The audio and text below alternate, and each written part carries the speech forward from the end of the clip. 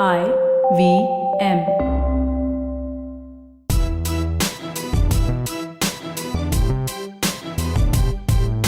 I'm Zarina Poonawalla, host of the Empowering Series podcast on the IVM network.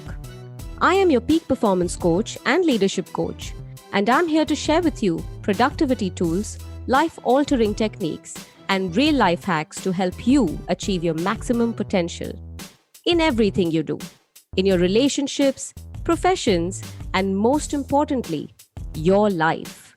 So let's thrive, grow, and evolve together, one episode at a time.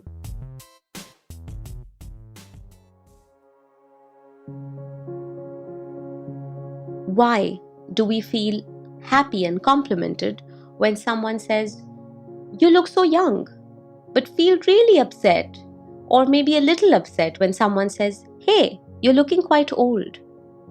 Why is it that first little strand of grey you notice in your hair is so alarming? Why don't we like to age? The concept of age is so morbidly presented over the years that we have accustomed ourselves to confirming our defiance of age. You might remember that as a teenager, somebody at the age of 13 or 14, you preferred to look a 17 or 18, and you wanted to look older than you were at the time. And then in your midlife, suddenly when somebody asks you your age, you shy away or feel embarrassed and you hope to look younger. So when somebody says, "Oh, you're 40 but you look 25," so you feel great about it, don't you? Age is a funny thing, and the humor of age is that nobody wants to look their age. The young want to look old and the old want to look young. So why don't people age gracefully? The fear of growing old is called geraskophobia, and around the world, people increasingly suffer from it, also making it a contender amongst common phobias around us. In fact, did you know that one of the reasons for an increase in plastic surgeries or the cosmetic industry around us and around the world is the fear of growing old? But here's my question, and I'd like you to answer this. My question is, who told you young is beautiful and old is not? Who told you wrinkles and fine lines mean you are no more desired? Who told you that aging means you aren't worthy anymore? Well, it doesn't matter who told you. What matters is how you feel. As long as you feel healthy, stay fit, and care for yourself, it doesn't matter who told you, who judged you. And it doesn't matter how old you are. In my experience, I've observed the problem lies in this counter question when it comes to age. Have you noticed when someone asks how old you are and you quip and say, "How old do you think I am?" What answer are you really looking for? It shows the need to be validated or to be appreciated for looking younger, which is great.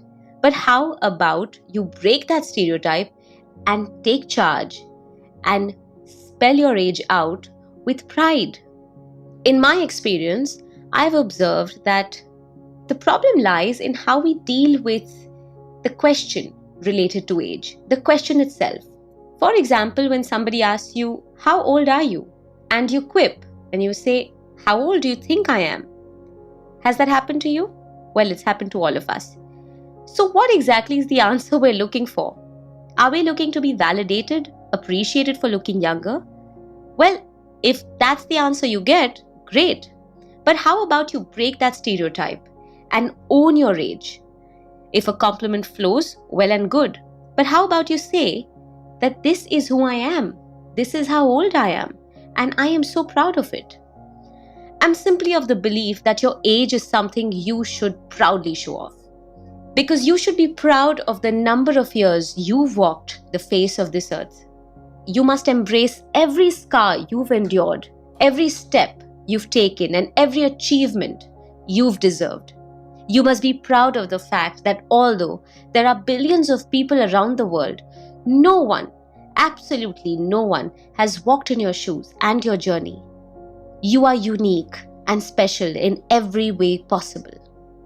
You should be proud of how much you have to share from your life experiences, and how any amount of your wisdom, your knowledge may give direction to someone's life. You should be proud of everything you have been and everything you have not. You should be proud of every time you have failed and every time you have succeeded. You should be proud of every relationship gone right and every relationship gone wrong. You should be proud because when you reflect back, you will see how amazing and how beautiful your journey is. You will see how powerful you alone have been and how much you have to offer as you grow older. Because age is not just a number. It's proof. It's proof you have lived and survived. It's evidence you have claimed your place on this earth. It's a badge of honor. And remember this, feeling old and growing old aren't the same. So how do you feel? Be safe, be well, be empowered. If you liked this podcast, don't forget to check out other interesting podcasts on the IVM network. You can listen to us on the IVM Podcast app or ivmpodcast.com. You can also follow us on our social media. We are at IVM Podcasts on Twitter and Instagram.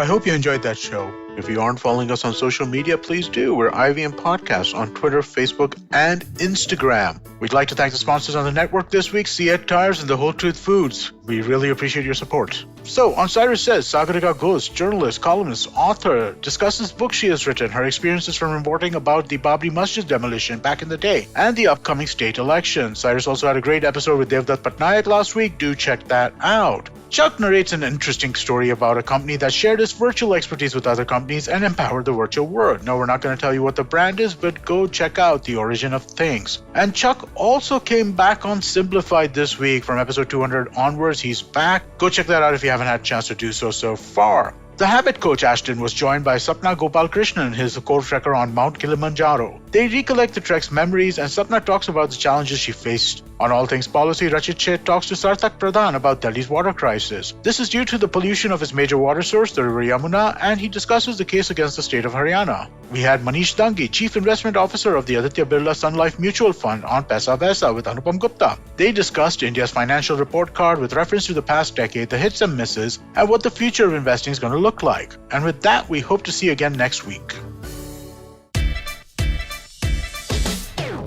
From uncensored and unfiltered chats with the who's who of the entertainment industry, I, Siddharth Kannan, bring you a very hardcore chat show called Candid Kannan. Tune in every Friday on the IVM Podcast app or wherever you get your podcasts.